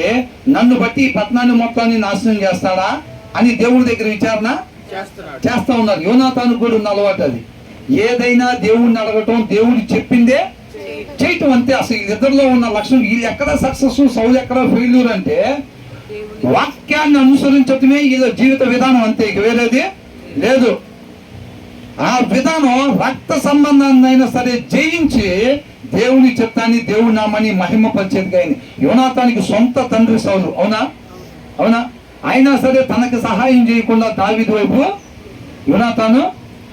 ఈ లోకంలో రక్త సంబంధాన్ని మించింది ఇంకేమైనా ఉందా? ఆ రక్త సంబంధాన్ని సైతం మించి పనిచేసిద్ది అన్నమాట ఇది. అది దేవునితో ఎందుకు అర్థపడటం ఏంటి? వాక్యాన్ని అనుసరించటం తప్ప మా జీవితంలో ఇంకొకటి వద్దు. ఇది ఒక తీర్మానం తీసుకున్నారనమాట. మనలాగా నీళ్ళలో మునిగిలేసే మీద నా కొరకు కాకుండా మనందరి కోసం చనిపోయి తిరిగి లేచిన కొరకు మాత్రమే మేము జీవించాలి. అయిపోయిందా? బాప్తిసం ఇచ్చాం కదమ్మా, 4 గంటలకు ఆరాధన ఉందని అంటే 4 గంటలకు సీరియల్ ఉందండి. 7 గంటలకు వస్తాను బ్రదర్. బాప్తిసం మధ్యాహ్నం ఇచ్చారంట, 4 గంటలకు ఏముందంట? సీరియల్ ఉందంట. అంతేనా? ఇది కూడా అట్లాంటి తీర్మానంగా తీసుకుంటున్నారా? లేదు. కాబట్టి ఇక్కడ ఏమంటున్నాడు? దేవుణ్ణి అడుగుతున్నాడు అన్నమాట.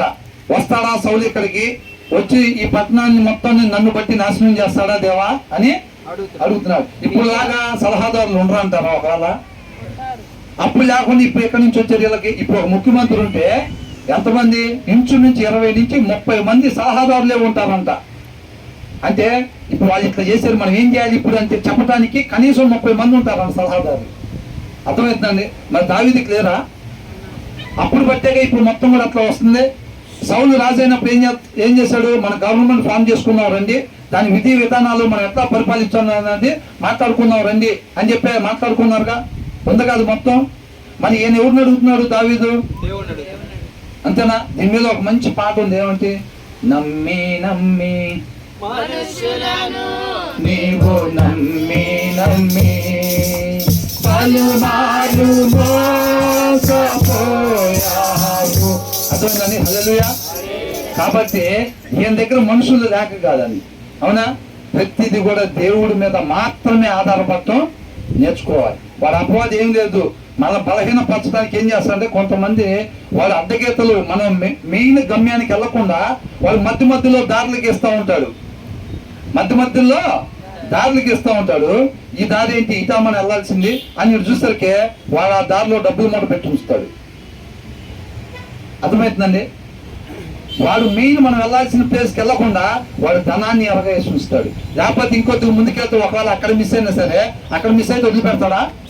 ఇంకో దారికి ఇస్తాడు ఇటు పక్కన, అక్కడ ఇంకోటి పెట్టి ఉంచుతాడు. ఆ దారిలో ఈ దారి ఎక్కడ పోయింది అసలు అని వీడు తిరుగుతుందనే నిన్ను ఆకర్షించేది ఒకటి అక్కడ పెట్టి ఉంచుతాడు వాడు.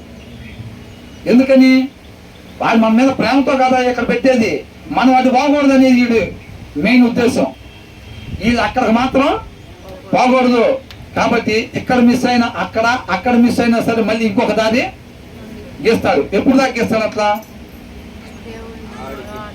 చివరి వరకు మనం బ్రతికినంత కాలం యేసుక్రీస్తు వారి దగ్గరికే మోసం చేయడానికి వాక్యాన్ని పట్టుకొని వచ్చాడు. అంటే చూడండి, వదిలిపెట్టేస్తాడా? యేసుక్రీస్తు వాళ్ళ దగ్గర కూడా ట్రై చేయకుండా వదిలిపెట్టలా. ఇక మనల్ని వదిలిపెడతాడు? మనం బతికినంత కాలం ఆ ప్రయత్నం జరుగుతూనే ఉంటుంది. అగగు రాజులాగా నాకు మరణ శ్రమ తప్పిపోయింది ఇంకా అని అంటానికి వీల్లేదు. చివరి దాకా కూడా ప్రయత్నం జరుగుతూనే ఉంటుంది. కాబట్టి ఇక్కడ ఏమంటున్నారు, దేవుణ్ణి అడుగుతున్నాడు అనమాట. జనులు నన్ను అతని చేతికి అప్పగించుదురా, నీ దాసుడైన నాకు. ఎంతమంది మీద విజయాన్ని తీసుకొచ్చిన దావీదు ఆయన ఎక్స్పీరియన్స్ మీద ఆధారపడటానికి ఇప్పుడు ప్రయత్నం చేస్తున్నారా? మీరు చివరి దాకా చూడండి, దేవుణ్ణి అడుగుతూ ఉంటాడు. ఆయన ఏది చెప్తే అది చేస్తూ ఉంటాడు, అంతే. ఇంత అనుభవం ఉంది కదా, ఇక ఈ టైంలో ఇట్లా చేస్తే బాగుండిద్ది అని ఆయన ఎక్కడ చేసేసింది కనపడదు. నీ దాసుడైన నాకు వినబడినట్లు సౌలు దిగివచ్చున ఇశ్రాయేలీయుల దేవా యెహోవా, దయచేసి నీ దాసుడైన నాకు దానిని తెలియచేయమని ప్రార్థింపగా అతడు దిగివచ్చునని యెహోవా సెలవిచ్చెను. ఏం చెప్పాడంట దేవుడు? ఎక్కడి నుంచి దిగొచ్చేది? మధ్యలో చిన్న పాట పాడాం కదా, లింక్ మిస్ అయి ఉండదేమో అని అడుగుతున్నా. ఎక్కడి నుంచి దిగొచ్చేది? 23వ అధ్యాయం 1వ వచనం దగ్గర నుంచి ప్రారంభిద్దాం.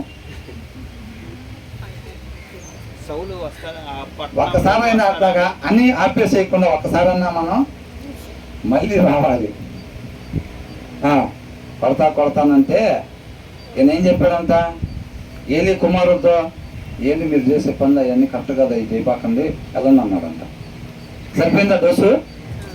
సరిపోదా? అవకాశం లేదు తర్వాత ఇక సరి చేయటానికి కూడా, అంతేనా లేదా? మనం కూడా పద్దాకలా మొదటి నుంచి వస్తాం వారిని అంటారు. ఒకసారి ఏం చేయాలంటే 65 వచనాలు ఉన్న దాన్ని కరెక్ట్గా 60వ వచనం దగ్గరకు వచ్చిన తర్వాత మీరు ఇంతగా కాముకుంటారు.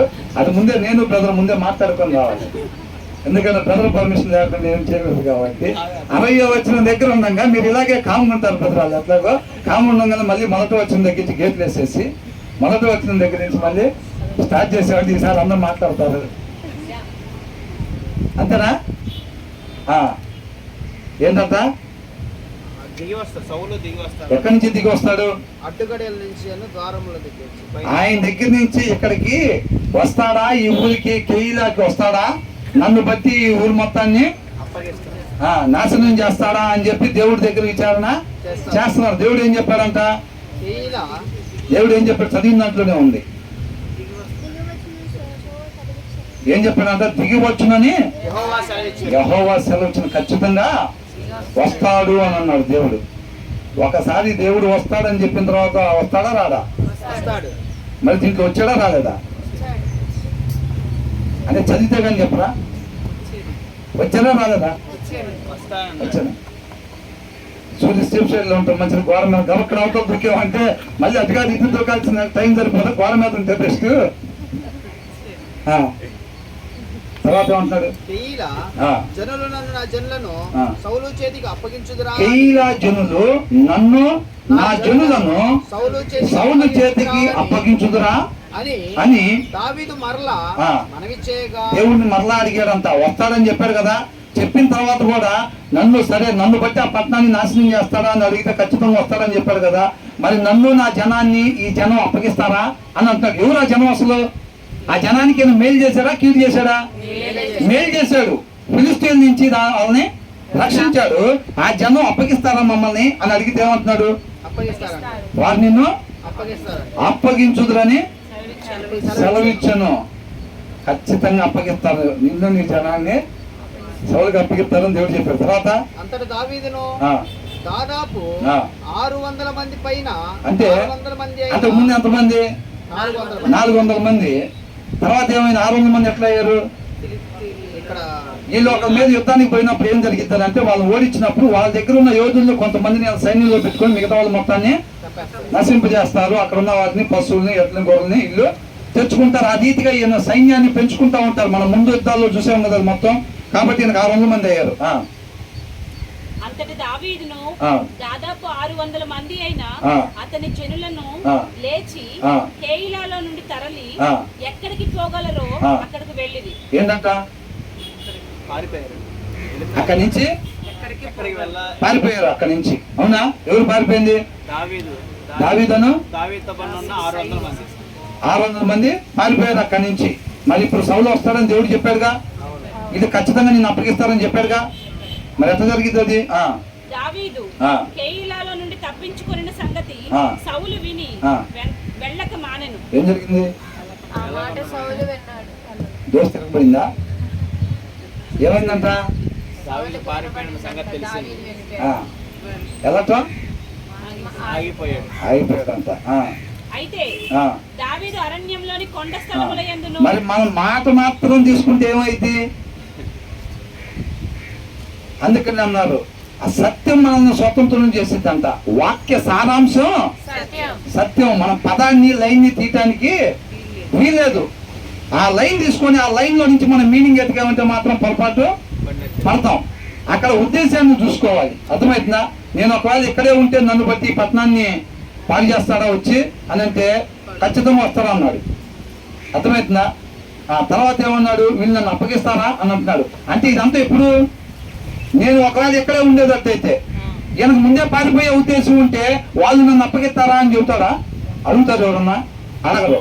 కాబట్టి నేను ఇక్కడే ఉంటే ఒకవేళ వస్తాడా ఆయన అంటే ఖచ్చితంగా వస్తాడు అంటున్నాడు దేవుడు. ఒకవేళ నేను ఇక్కడే ఉంటే కనుక వీళ్ళు నన్ను అప్పగిస్తాడా అంటే ఖచ్చితంగా అప్పగిస్తానని చెప్పాడు. దేవుడి విషయం తెలియపరిచాడా లేదా? అంటే అక్కడ ఉండమన్నాడా వెళ్ళిపోమన్నాడా? వెళ్ళిపోమన్నాడు అంతే. అవునా?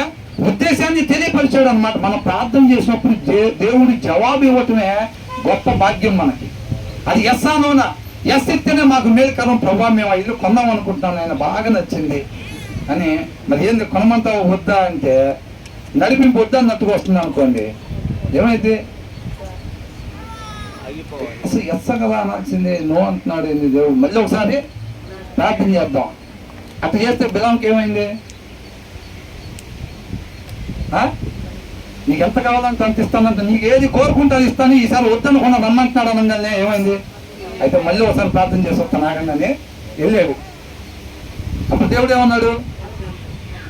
అయితే నువ్వు వెళ్ళు అన్నాడు. అవునా? అయితే వెళ్ళాను అన్నాడు. కాబట్టి మనం ఏంటంటే సారాంశం పట్టుకోవాలి ఎప్పుడైనా. ఇప్పుడు నామకాంత క్రైస్తవులను ఎవరినంటాం? అబ్రహాం గురించి తెలుసా అంటే తెలుసు అంటారు. మోషే గురించి తెలుసా అంటే తెలుసు అంటారు. యెహోషువ గురించి తెలుసా అంటే తెలుసు అని అంటారు. పౌలు గారి గురించి తెలుసా అంటే తెలుసు అంటారు. ఏందో చెప్పనంటే చెబుతారు వాళ్ళు. వాళ్ళ జీవితంలో అది కనపడదు. కానీ అంటే వాళ్ళు కేవలం వాక్యాన్ని వింటారు, సారాంశం మిస్ అవుతుంది అనమాట. సారాంశం పట్టుకోరు. ఆ సారాంశం పట్టుకోకపోతే మనం స్వతంత్రులుగా కాలేము. అంతేనా కదా? కాబట్టి ఇక్కడ ఏమంటున్నాడు? వెళ్ళటం మానుకున్నాడు సౌలు. అయితే దావీదు అరణ్యంలోని కొండ స్థలముల యందును జీఫు అను అరణ్యమన్న ఒక పర్వతమందును నివాసము చేయుచుండె. ఎక్కడికి వెళ్ళిపోయాడంట? కెయీలా నుంచి జీఫు అరణ్యంలోకి వెళ్ళిపోయాడంట. ఆ ప్లేస్ లోకి వెళ్ళిపోయాడు. సౌలు అనుదినము అతని వెతికినను దేవుడు సౌలు చేతికి అతని అప్పగించలేదు. ఇది మనం చదువుకున్నాం కదా మొన్న. అనుదినం వెతికాడంట. ఆయన అసలు ఏం చేయాల్సిన పని ఏంటి? దేవుడు దేనికోసం? ఈయన నెమ్మడిపడు, నేను నీకు రాజుగా చేస్తాను, ఆయన నెమ్మడిపడు చూస్తా ఉండు, చిన్నపిల్ల పిల్లి ఏళ్ళకి అట్లాగా దానికోసం నేను రాజుగా చేస్తున్నాను అన్నాడా? మరి ఏం రాజు అయ్యాడు? ఏదో కొంతమంది మనుషులు అనుకుంటారు చూసారా? దేవుడు ఏదో మనుషులు తయారు చేద్దాం అనుకున్నారు, తయారు చేసి అట్లా పడేస్తాడు అంతే భూమి మీద. ఇక మన ఇష్టం. ఇక దాని వెనకాల మళ్ళీ దేవుని చిత్తం ఉండదు, దాని ప్రకారం మంచి ఇవన్నీ ఏముండవు మీ పిచ్చి నమ్మకం కాకపోతే అని అంటారు. ఏమనుకుంటారు? దేవుడు ఏదో మనుషుల్ని తయారు చేద్దాం. సరే మీరు అన్నట్టుగా దేవుడు ఉన్నాడు, నేను కూడా ఒప్పుకుంటా. ఆయన మనుషుల్ని తయారు చేద్దాం అనుకున్నాడు, తయారు చేసి వదిలిపెట్టాడు. ఇక మనం చేయాల్సిందే. ఇప్పుడు మోటివేషనల్ స్పీకర్స్ ఉంటారు తెలుసా కొంతమంది. వాళ్ళ మోటివేషన్ ఏముంటుంది అనుకున్నారు? ఏది చేసినా మనమే చేయాలని చెప్తూ ఉంటారు వాళ్ళు. మనమే, మన జీవితం మన చేతిలో ఉంది, మన కుటుంబ భవిష్యత్తు మన చేతిలో ఉంది, ఇది చెబుతూ ఉంటారు. నువ్వు చేయాలనుకుంటే ఏదైనా చేయగలుగుతామంట. చేస్తాం మనం? మన వల్ల ఏమైనా అయితే లేదు. అంతేనా కదా? కాబట్టి ఇక్కడ ఏమంటున్నాడు? సౌలు అంట అన్ను దినము అతను వెతికినను దేవుడు అప్పగించలేదు. తన ప్రాణము తీయుటకై సౌలు బయలుదేరినని తెలుసుకొని దావీదు జీఫు అరణ్యంలో ఒక వనమున దిగెను. అప్పుడు సౌలు కుమారుడైన యోనాతాను లేచి వనములోనున్న దావీదు వద్దకు వచ్చి, నా తండ్రి అయిన సౌలు నిన్ను పట్టుకొని చాలడు, నువ్వు భయపడవద్దు. ఎవరంటే వచ్చింది అక్కడికి? యోనాతాను వచ్చాడంట. సౌలుకు తెలియట్లేదు ప్లేస్, యోనాతానికి ఎట్లా తెలిసింది అసలు?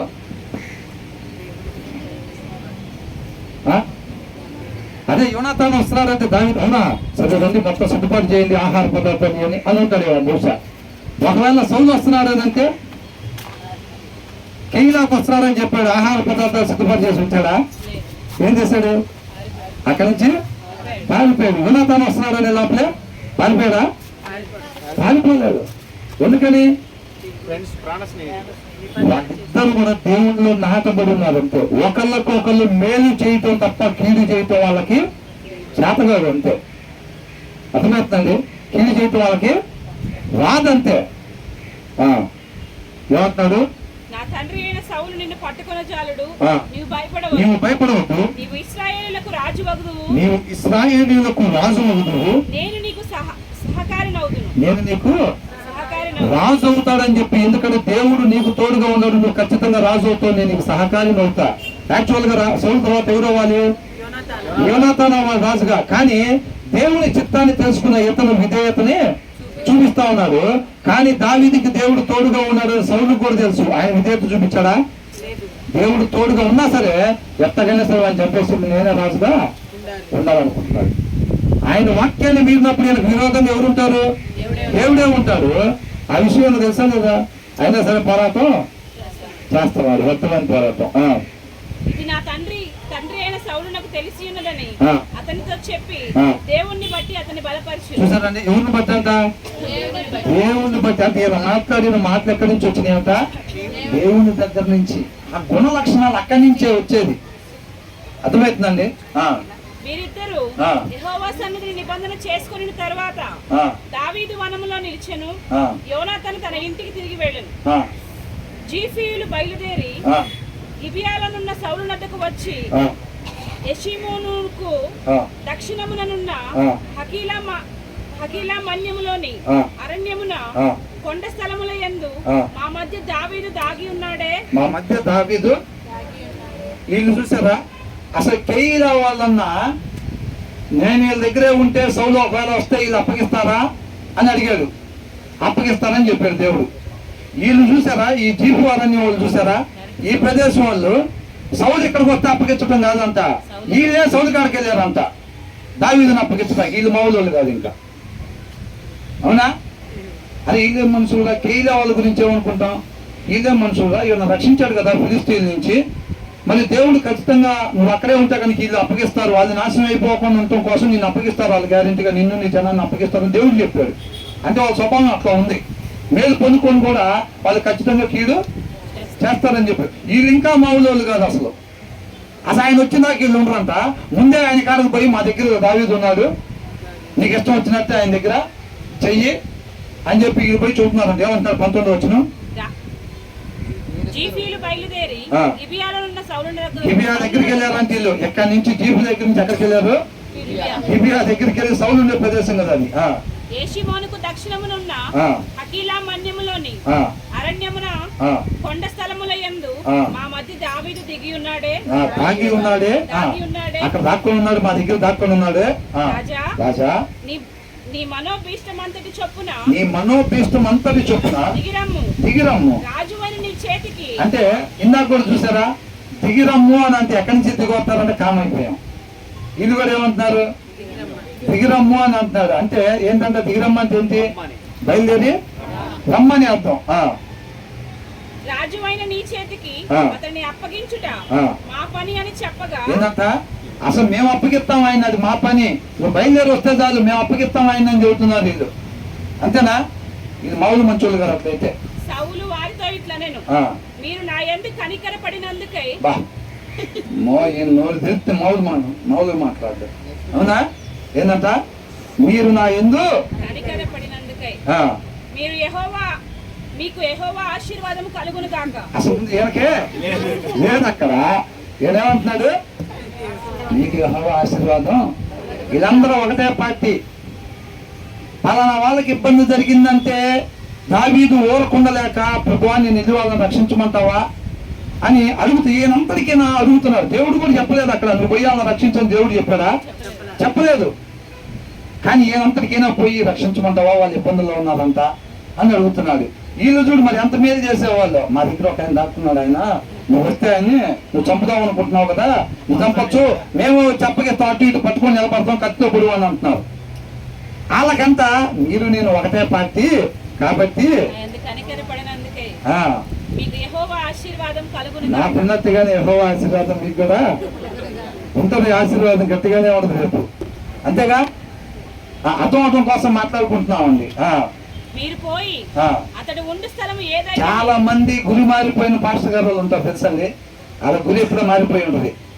మారిపోయింది వాళ్ళ నోట్లోంచి ఏం చెబుతూ ఉంటారు, మీ పిల్లలకి పెళ్లిళ్ళు అవును కాక, మీకు ఉద్యోగాలు వచ్చిన కాక, దేవుడు మీకు తోడుకున్నగా ఈ మొత్తం చెబుతూ ఉంటారు. ముందు వెనక తోడుకున్నాడు అసలు లేడు. గురి మారిపోయిన తర్వాత దేవుడు వెనకెందుకు తోడుకుంటాడు అసలు? ఫస్ట్ వెనకే తోడు లేడు. నేను మొత్తం వాళ్ళ మొత్తం ఆశీర్వదిస్తున్నాడు ఈయన. ఇక చూడండి, వాళ్ళందరూ ఏమంటారు, మా పాస్టర్ గారు మౌలేను కాదు, మేము కూడా మౌలేను, మేము డైరెక్ట్ పరలోకానికి, మీరన్నా కొంచెం సందులు గొంతుల్లో నుంచి వస్తారేమో, మేమైతే డైరెక్ట్గా బెంచర్కల్ రోడ్ లాగానే ఉంటుంది మా పరలోకం, మా పాస్టర్ గారు బాగా దేవుడు తెలిసినాను అనే పరిస్థితి ఉంటుంది. అంటే వ్యంగ్యంగా మాట్లాడుతున్నాం కాదండి, మొదలు చెబుతున్నాం. వాళ్ళు అట్లా అనుకుంటున్నారు అక్కడ, అట్లా అనుకునే వాళ్ళు కూడా బయట ఉన్నారు ఈ రోజుల్లో. వాళ్ళని కదిలించి చూడండి ఏమంటారు, అసలు మీదే అసత్యం, మాదే సత్యం, మేము డైరెక్ట్గా అబ్రాహ్మణ సంతానమే అంటారు వాళ్ళు. వాళ్ళు కూడా అన్నారా లేదా? ఆచారాలని కొత్తిమీరలో కూడా చెప్తారంట. కొత్తిమీరలో కరేపాకులో కూడా దశమ భాగం తీసి పక్కన పెట్టి దేవుడు చెప్పింది మాత్రం చేయదంట. సౌలు పెట్టి అమాలేకీలు మొత్తాన్ని నిర్మూలన చేయ, మగవాళ్ళని, ఆడవాళ్ళని, చిన్నపిల్లల్ని, పశువుల్ని, ఎట్లని, గొర్రెలు అంటే మంచి మంచి వాటిని దాచిపెట్టుకొని రాజును కూడా తీసి పక్కన పెట్టి ఇంకేంది చేసింది అక్కడ? దేవుడి చిత్తాన్ని నెరవేర్చా, దేవుడు నీకు కూడా తోడుగా కానీ సమయంగా అన్నాడు కదా. అది అప్పుడు ఏమన్నాడు, ఇక నువ్వేం మాట్లాడాల్సిన పని లేదు అన్నాడు సమయాలు.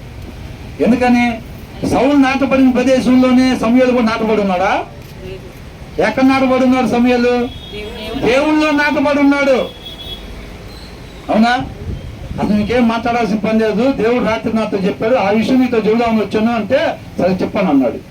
చెప్పగానే నేను స్టెంప్ దగ్గరిపోయింది. అవునా?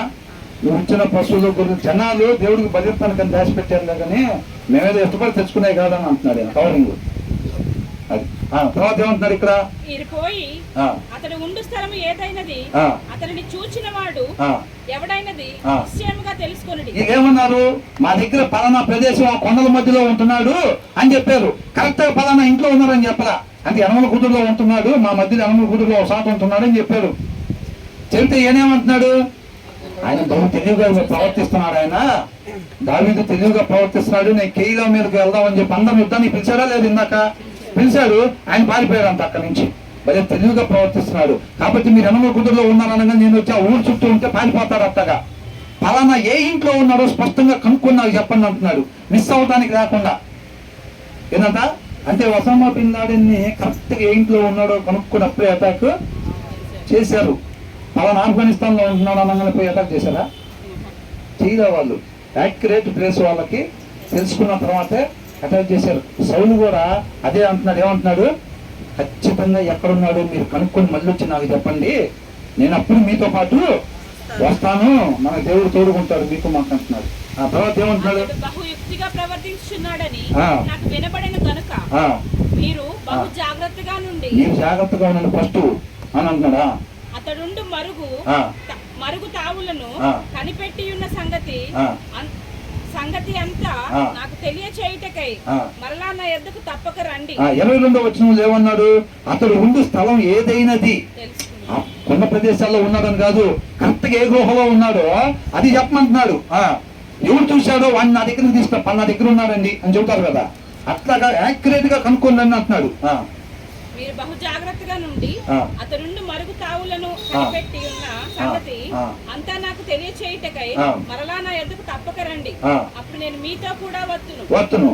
అతడు దేశములో ఎక్కడుండినను యూదా వారందరిలో నేను అతని వెతకి పట్టుకొందును. యూదాలో ఇశ్రాయేలు కాదు, యూదా పట్టణంలో కానీ ఎక్కడున్నా సరే నేను ఆయన్ని వదిలిపెట్టను అని చెప్పి వీళ్ళని ధైర్యపరుస్తున్నాడు అనమాట. అమ్మో ఈయన అంత బలంగా ఓడి ఈయనకు అప్పగిస్తే మనకి మేలే చేస్తాడేనా అని అనుకోవాలని. అర్థమైందా? ఎక్కడున్నా వదిలిపెట్టను అంటున్నాడు. ఆయన చేతిలో ఏమైనా ఉందా అసలు? అది ఆయన తెలియదు. ఫస్ట్ నా ఇష్టం వచ్చినట్టు నేనున్నా, దేవుడు ఆయన ప్రేమమయుడు కాబట్టి ప్రేమిస్తానే ఉంటాడు, ఆయన కృపామయుడు కాబట్టి కృప చూపిస్తానే ఉంటాడు అని అనుకున్నా. వాళ్ళు కూడా ఐగుప్తుల నుంచి వచ్చిన వాళ్ళు అట్టగే అనుకున్నారు. వాళ్ళు ఐగుప్తులోంచి నేను బయటకు తెచ్చిన దగ్గర నుంచి నా దగ్గర వాళ్ళు ఎట్లా ప్రవర్తించారో నీ దగ్గర కూడా వాళ్ళు ఇప్పుడు అట్టగే ప్రవర్తించారని చెప్పి సమయంతో దేవుడు చెప్తున్నాడు. అర్థమవుతుందా? ఆయన ప్రేమమయుడు కాబట్టి ప్రేమిస్తానే ఉంటాడు. దానికి ఒక టైం ఉండవా? ఖచ్చితంగా ఒక సమయం అనేది ఉండేది. దేవుడు విసిగిపోయి వాళ్ళు అరణ్యంలో రాలిపోయేటట్టుగా చేశాడు. ప్రేమమయుడే. ఇక ఆయన ఎల్లకాలం ప్రేమిస్తాను వాళ్ళని ఒక సమయం ఉంటుంది. అర్థమైందండి? కుమారుడు ఎన్ని సార్లు తప్పు చేసినా కానీ ఏం శిక్షించకుండా ఉంటే ఆ కుమారుడు పాడైపోతాడా బాగుపడతాడా? పాడైపోతాడు. కాబట్టి ఆయన ప్రేమించేవాడు కాబట్టి వాళ్ళు తెలుసుకోవాల్సింది తెలుసుకునే దానికోసం శత్రువుకి ఏమైనా అప్పగిస్తా ఉన్నాడు అనమాట. అంతటి వారు లేచి సౌలు కంటే ముందు జీఫునకు తిరిగి వెళ్ళిరి. దావీదును అతని జనులను యెషీమోనుకు దక్షిణపు వైపునున్న మైదానములోని మాయేను అరణ్యంలో ఉండగా సౌలును అతని జనులను తన్ను వెతుకుటకై బయలుదేరిన మాట దావీదు విని కొండ శిఖరమున దిగి మాయేను అరణ్యమందు నివాసము చేసెను. చూసారా, కొండ మీద ఉన్నాడన్న విషయం వీళ్ళు యాక్యురేట్ గా చెప్పారు. చెప్పని ఆయన బయలుదేరి ఇంకా వచ్చేసారు సైన్యాన్ని తీసుకొని.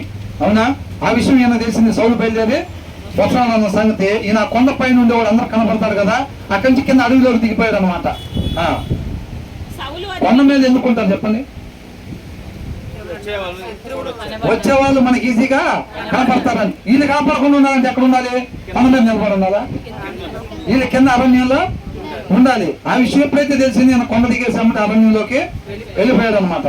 అయితే సౌలు పర్వతము ఈ తట్టులను దావీదును అతని జనులను అంటే దాని పైన వచ్చిన సగం కొండ శిఖరం దిగి మాయోను అరణ్యం అనే నివాసము చేశాను. చూసారా ఏం చేశాడంట? అరణ్యం దగ్గరికి వచ్చేసాడు. ఇంకా అరణ్యం దగ్గరికి వచ్చి ఈ గన్నపడతం మొదలు పెట్టాడు దావీదుని. అర్థమైందండి? అయితే సౌలు పర్వతము ఈ తట్టునను దావీదును అతని జనులను పర్వతము ఆ తట్టునను పోచుండగా, అంటే ఇంకేం లేదు, పెద్ద గ్యాప్ ఏం లేదు. ఒక చిన్న కొండ ఉందంట. ఆ కొండవతల వీళ్ళు ఉన్నారు, కొండవతల దావీదు పారిపోతా ఉన్నారు అన్నమాట. ఈయనేమో ఎంబ పడతా ఉన్నారు. దగ్గరికి వచ్చేసారు. దావీదు సౌలు దగ్గర నుండి తప్పించుకొని పోవాలని త్వరపడుచుండెను. అంటే దగ్గరికి వచ్చేస్తానికి దొరికే పరిస్థితి ఉంది. సౌలును అందరూ జాగ్రత్తగా ఉంటున్నారుగా. అదే సీరియల్ అయితే ఇప్పటి కరెక్ట్గా ఇక్కడ ఆపుతారు. తర్వాత బాగు అరంగానే ముందే అంటున్నాం, అరగంట ముందు నుంచి అక్కడ చేస్తాం టీవీ దగ్గర. లేకపోతే వాళ్ళు ఎందుకు చేస్తారు? అవునా? కరెక్ట్గా ఇక్కడ ఆగిపోతా. ఇంచుమించు ఇక్కడ కూడా అంతే ఉందిలేండి. అధ్యాయం ఇక్కడ కూడా అంతే ఉంది. సౌలును అతని జనులను దావీదును అతని జనులను పట్టుకొని వలనని వారిని చుట్టుకొని చుండిరి. అంటే అసలు ఇక్కడ చూసారా మీరు ఈ మాటలో? మనం మామూలుగా జనరల్ గా మూవీస్ లో అంత ముందు చూస్తే వీళ్ళు పరిగెడతా ఉంటారు, వీళ్ళకి కొంచెంసేపు చూపిస్తారు, తర్వాత వాళ్ళు పరిగెడతా ఉంటారు. తర్వాత దాన్ని 2-3 సార్లు ఇంకా సీరియస్నెస్ క్రియేట్ చేస్తారు. అమ్మో ఇంకా ఏమైపోయింది, వచ్చేసారు దగ్గరికి వచ్చే దగ్గర ఇక అట్లా చెబుతున్నారు అనమాట. ఇట్లుండగా దూత ఒకడు సౌలు వద్దకు వచ్చి, నీవు త్వరగా రమ్ము, ఫిలిష్తీయులు దండెత్తి వచ్చి దేశంలో చొరబడి ఉన్నారని చెప్పగా, ఒక ఆయన వచ్చి ఏం చెప్పాడంట? సౌలు దగ్గరికి వచ్చంట, నువ్వు ఆయన నెంబర్ పడతాం కాదు, ముందు మన దేశం మీద ఫిలిష్తీయులు వచ్చి చొరబడ్డారు మన ఊర్లో అని చెప్పి ఒక ఆయన వచ్చి కబురు పెట్టాడంట. అవునా? అసలు ముందు దీని దగ్గర నుంచి నేను కాపాడుకోలేకపోతే ఏం రాజుగా పోయినట్టేగా. ఎప్పుడైనా స్థానిక బలం పోతే ప్రయోజనం ఏమి ఉండదు. కాబట్టి స్థానిక బలం నిలబెట్టుకోవాలి. ఎప్పటి నుంచో వేటాడుతున్నా సరే స్థానిక బలం కాపాడుకోవటం కోసం ఏం చేశాడంటే ఎప్పుడైతే వచ్చి చెప్పగానే సౌలు దావీదును మాని చూసారు ఏం చేశాడంట? ఏంది వాళ్ళకైతే రేపు పట్టుకోవచ్చు, నేను పట్టుకోకపోయినా నేను రాజుగానే అక్కడ ఉంటాను అనిపోయింది అనుకో. నేను రాజుగా ఉంటానికి ఏమి, అక్కడికి వచ్చిన వాళ్ళు ఏం చేస్తారు? ఆ జనాన్ని మొత్తాన్ని చంపేసేస్తారు, ఆస్తి మొత్తం దోచుకొని పోతారు. ఈయన ఎవరి మీద రాజుకుంటాడు? ఇంకా ఎవరి మీద ఉండటానికి? అందుకే కొంతమంది పార్టీలు పెట్టి ఏం చేస్తారని నిలబడిన చోట ఓడిపోతూ ఉంటారు. అప్పుడేమైంది? అసలు విలువ ఉంటుందేమన్నా? అంటే ఏముంది ఇంకా అట్లాంటి పరిస్థితి. అందుకే స్థానిక బలం బాగూడదు. ఫస్ట్ నాకు నిలబడటానికి ప్లేస్ ఉంటే తర్వాత దాన్ని కూడా ఆక్యుపై చేసుకోవడం తర్వాత విషయం. నిలబడటానికి ప్లేస్ ఉండాలి కదా. అందుకని వెనక్కి వచ్చేసంట వాళ్ళని తరం పోయాడంట ఫిలిష్తీయుని. కాబట్టి ఆ పేరు కంటలాగా పెట్టబడింది అనమాట. దగ్గర దాకా ఎప్పటి నుంచో వెంబడబడి ఆయన దగ్గర దాకా వచ్చి కూడా పట్టుకోవడానికి అవకాశం లేకుండా పోయింది కాబట్టి దానికి ఒక ప్లేస్ పెట్టారంట. తర్వాత దావీదు అక్కడ నుండి పోయి ఎన్గేదికి వచ్చి కొండ స్థలములలో నివాసము చేయుచుండెను. చూసారా, ఆ రకంగా దేవుడు దావీదుని తప్పించాడు అంతే. అవునా? మీకు దేవుడి కృప తోడుగా ఉంది కాక నాకు కూడా నా పట్ల కనికరం చూపించారు. వీళ్ళు చేసేదే పిచ్చి పని, వీళ్ళు చేసే పనికి అంతా కనికరం చూపించినట్టు ఆయన భావించుకున్నాడంట. ఏమన్నాడు? యెహోవా ఆశీర్వాదం మీకు కలుగును కాక. మొత్తం వెళ్ళిపోతారు డైరెక్ట్ గా. ఎక్కడికి? వాళ్ళని అడగండి ఏమంటారు? ఏమండి మరి ఏంటి మీరు అని అంటే, మేము సత్యాన్ని పట్టుకొని ఉన్నాం అంతే. సౌలుని దేవుడు ఎన్నుకున్నాడు, సౌలుకి సహాయం చేయటమే మా కర్తవ్యం, మేము చేయాల్సింది. కాబట్టి మేము సత్యాన్ని పట్టుకొని ఉన్నాం గట్టిగా అంటారు. వాళ్ళు పట్టుకుని సత్యమైన వాళ్ళు సత్యం కాదు వాళ్ళు పట్టుకుంది. అర్థమవుతుంది. పోయిసారి మనం ఒక మాట అనుకున్నాం, దేవుడు చెట్టు కింద ఉండి పరలోకం ఒక దగ్గర ఉండి నువ్వు ఎక్కడికి వెళ్ళాలని అనుకుంటున్నావు, దేవుడు ఈ చెట్టు కిందే ఉంటాడు ఎప్పటికీ. కానీ పరలోకం అక్కడ దగదగ మెరిసిపోయేది, బంగారు రోడ్లు అవి అన్నీ ఉన్నాయి. నువ్వు ఎక్కడికి వెళ్దాం అనుకుంటున్నావు అంటే నిజమైన విశ్వాసం ఏం చెప్తాడు? నేను ఆ చెట్టు కింద దేవుడితో పాటే ఉండాలి. దేవుడు ఎక్కడుంటే నేను అక్కడే, నాకు ఆయన కావాలి. అవునండి. ఆ సారాంశం మనం స్వతంత్రం చేసింది. దేవుడు దావీదును తోడుకున్నాడంటే దేవుడు సౌలుని కదా రాజుకు ఎన్నుకుంది, కాబట్టి మనం ఆయనకి సహాయం చేయటం సత్యం అని వీళ్ళు అంటున్నారు. అందుకనే కనికరం అని, ఆశీర్వాదం అని ఈ మాటలు వీళ్ళు మాట్లాడుకుంటా ఉన్నారన్నమాట. కాబట్టి ఏ సత్యం అయితే మనం స్వతంత్రులుగా చేసిందో, ఏ సత్యం మాత్రమే మనం తెలుసుకోవాలని దేవుడు అనుకుంటున్నాడు. అర్థమవుతుందండి. ఆ సత్యం మిస్ అవ్వకుండా మనం పొందుకొని దాన్ని మాత్రమే అనుసరించేవారుగా ఉండేలాగా దేవుడు మనల్ని నడిపించాలని కోరుకుంటా ఉన్నాను. ఎంతమంది అలా కోరుకుంటున్నారు? దేవునికి మహిమ కలుగును గాక. ఆశపడ్డ ప్రాణాన్ని దేవుడు తృప్తిపరుస్తాడు. ఇప్పుడు యోనాతాను, దావీదు ఈ పరిస్థితుల మీద జయాన్ని ఎలా పొందుకుంటున్నారండి? వాళ్ళ తీర్మానం దేవుని మాట ప్రకారంగా మాత్రమే మేము జీవించాలని ఒక ఆశ కలిగి ఉన్నారనమాట. అది బలమైన ఆశ కలిగి ఉన్నారని. కాబట్టి ఆ ఆశపడ్డ వారిని దేవుడు తృప్తిపరుస్తూ ఉన్నాడు అనమాట. మనం కూడా అలాంటి ఏదో అల్లా తప్పక సాదా సీదా కింద ప్రజలన్నట్టుగా భక్తి కలిగి ఉంటాం కాదు. ఒక బలమైన శక్తి కొలది మనం దేవుడి నామాన్ని మహింపరిచేవారుగా మనం ఆ తీర్మానం తీసుకొని ఉండాలి. ఆయన కృపను బట్టి ఇచ్చి మనకిచ్చిన ప్రతి క్షణం కూడా ఆయన నామం మహిమ కొరకే జీవించేవారుగా ఆ ఆలోచన అదే ఉండాలి. దేవుడి నామాన్ని మహింపరచాలి, దేవుని చిత్తానుసారంగానే ఉండాలి, దేవుని చిత్తానుసారంగానే ఉండాలి. అదే మన ఆలోచన కావాలంతే. మన ఆలోచన గురి దానికే కలిగి ఉండాలి అంతే, మిస్ కాకుండా. అవునండి.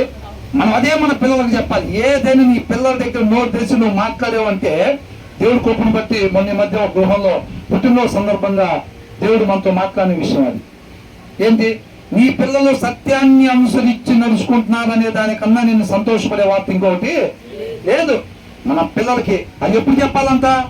నువ్వు నుంచున్నప్పుడు, నువ్వు పడుకున్నప్పుడు, నువ్వు త్రోవలో నడిచేటప్పుడు నువ్వు ఆయనకి సత్యం గురించి బోధించాలి. అంత మాత్రమే కాదు, దాన్ని మనం అనుసరిస్తా వాళ్ళు అనుసరించేటట్టుగా సాధన చేపించాలంట. కేవలం చెప్పి వదిలిపెట్టడం కాదండి, అది సాధన చేపించాలంట మనం. అర్థమవుతుందండి. మన పిల్లలు కూడా దేవుని చిత్తం కొరకే జీవించాలి. మనం పదే పదే పదే పదే చెప్తా. దేవుడు ఎన్నిసార్లు చెప్తున్నాడండి మనకి? ఒక్కసారి చెప్పి వదిలిపెట్టాడా? ఆయన కృపను బట్టి ఎన్నిసార్లు చెప్తున్నాడో చూడండి. ఎంత తాపత్రయపడుతున్నాడో చూడండి, ఎంత ఇష్టపడుతున్నాడో చూడండి. మనం నశించుకోకూడదని ఆయన. అవునా? ఆయన తోటి పనివారుగా మనం కూడా ఇది ఉండాలా లేదా? దావీదుకి ఇది ఉందా లేదా? ఉంది. యోనాతాను అట్లాగే పరిగెడతా ఉన్నాడు. ఆయన తోటి పనివారంగా మనం కూడా అట్లాగా పరిగెత్తేవారుగా ఉండాలి. దేవుడి నామాన్ని మహింపరిచేవాడు. కేవలం దావీదు నుంచే కాదు అది వచ్చేది, మన నుంచి కూడా దేవుడు ఆ జ్యూస్ని తీయటానికి ఇష్టపడతా ఉన్నాడు. మనం విధేయత చూపించేవారుగా ఉండాలి, అంగీకరించేవారుగా ఉండాలి. దేవునికి మహిమ కలుగును గాక. ప్రార్థన చేసుకుందాం.